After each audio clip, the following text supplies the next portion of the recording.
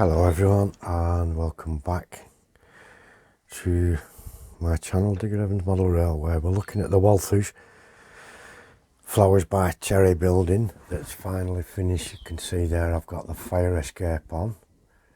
I've used ladders.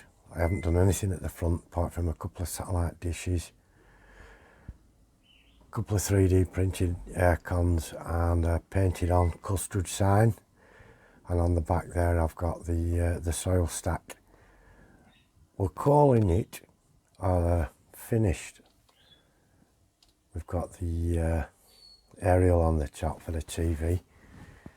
The roof's on and I've got some little tufts of grass here and there. So the next time we see this we're going to be putting it on the layout. And hopefully we'll put an interior in or some interior lights at some stage, but not right at the moment. We've got other things to do right now with it. So the next one is going to be from the layout. Finally I'm going to get back in there and do that.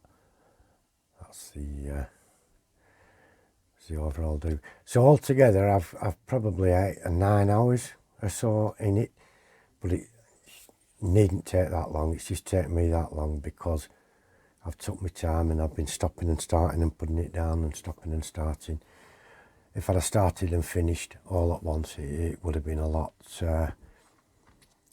quicker and not as much. But it's more or less right to go on the layout now, folks. So thanks for sticking with me and watching it through the process of building it. It's a straightforward build, very, very easy. Any of us can do it. Don't be thinking we can't. If you a little cheap kit like that, 4 walls and a lid, piece of cake. If I can do it, anyone can.